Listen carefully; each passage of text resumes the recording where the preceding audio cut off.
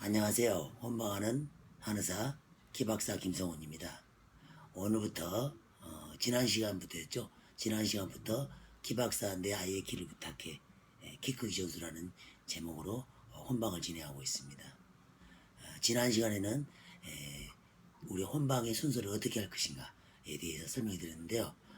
성장 치료의 기준, 그 다음에 성장의 과정, 그 다음에 기성장의 요소, 그 다음에 성장 진단법, 그 다음에 기성장 방해 질환이 무엇이고, 그 다음에 그렇다면 성장 치료법은 어떻게 될 것인가와, 그 다음에 생활 중에 어떻게 하면 키를 더 잘 키울 수 있을까 하는 보너스 키에 대해서 말씀을 드렸습니다. 오늘 이 시간에는 내 아이가 어떤 경우에 성장 치료를 해야 되고 또 어느 정도면 키가 작다라는 것을 말씀을 드리겠습니다. 일단은 키가 아이의 키가 보시다시피 100분위 수의 300분위 수 이하일 때 저신장이라고 합니다. 한마디로 말해서 아이의 키를 100명을 순서대로 딱 세워놨을 때 세 번째 이하인 경우죠. 아주 이것은 병적인 저신장에 해당이 될 수 있고요. 요즘 30명 반으로 말한다면은 첫 번째 정도에 해당이 되겠습니다. 이런 경우에 우리가 저신장이라고 성장치료 기준이 첫 번째 조건이 되고요. 두 번째는 경계신장이 있습니다. 두 번째가 키가 25, 100분위 수 이하일 때 경계신장으로 말씀드렸습니다. 이런 경우는 100명을 키 순서로 쫙 지났을 때 25번째에 해당합니다. 이런 경우는 우리가 경계신장에서 키에 대해서 관심을 가져줘야 되고요. 이 경계신장은 우리 한 반으로 보면은 한 7, 8명, 8, 9명 그 밑에 있는 30명 아이에서 그 아이에 있는 경우는 키가 작다라고 해서 이런 경우는 부모님께서 쭉 키에 대해서 관심을 가져줘야 됩니다. 그 다음에 세 번째로 1년에 4cm 이하로 자랄 때입니다. 아이들은 보통 1년에 5cm가 자라거든요.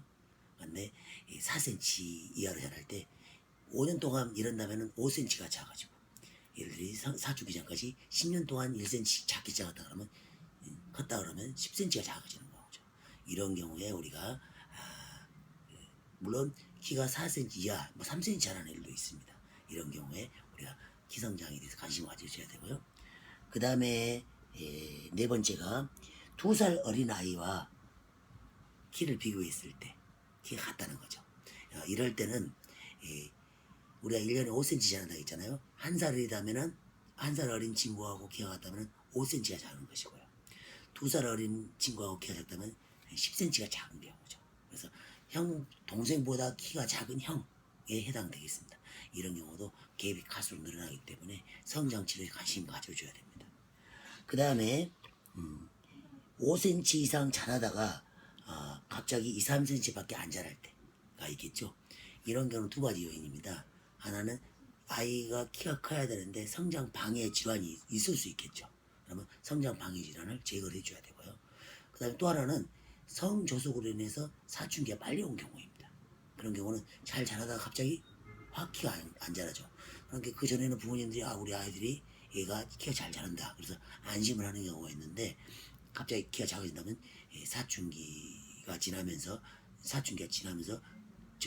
키 성장량이 확 줄어드는 그런 시기에 속할 수 있습니다. 그 다음에 2차 성징이 또래 집단보다 빨리 올 때 사춘기 한 번은 빨리 온다는 거죠. 그래서 아이들이 보통 여학생들 경우는 초등학교 6학년 2학기 정도에 초경을 하게 되고요. 남아들은 중학교 올라가서 이제 중요한 부분에 그 음모가 나타날 수도 있습니다. 그렇지만 그런 것들이 빨리 진행될 때 예를 들어서 아이들 경우에 남학생의 남자의 경우는 이 고환의 크기가 새끼손가락만 시작됩니다. 그러다 갑자기 근데 어느 날 갑자기 엄지손가락만 커졌다. 이런 경우는 야가 사춘기 증상이 있구나. 근데 이런 증상이 남자의 경우는 4학년 이하에 나타날 때 우리가 관심을 가져줘야 되고요. 성조숙증의 증상이 있다 봐야 되겠고요. 여아의 경우는 유방 발육으로 이제 볼 수 있잖아요. 근데 유방 발육이 3학년 전에 시작됐을 때 이럴 때 우리가 성조숙의 위험이 있다라고 이야기를 하게 됩니다. 그래서 아이들의 성장 발달 과정을 쭉 보면서 관심을 가져줘야 되는 하나의 객관적인 증거가 되겠습니다.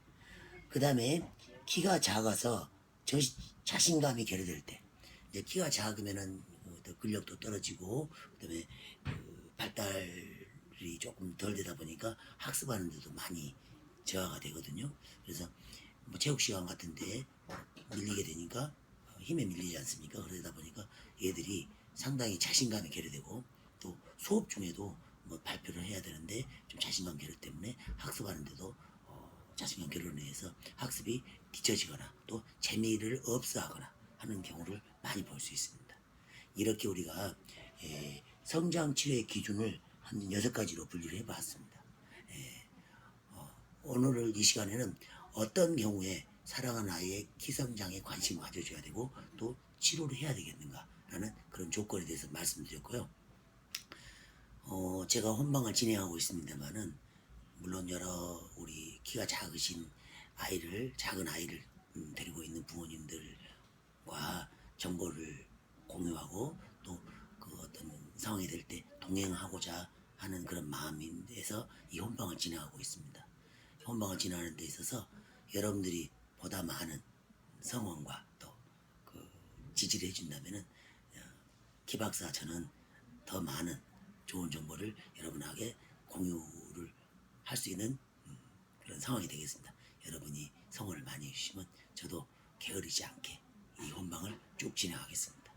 이상 혼방하는 한의사 키박사 김성훈이었습니다. 감사합니다.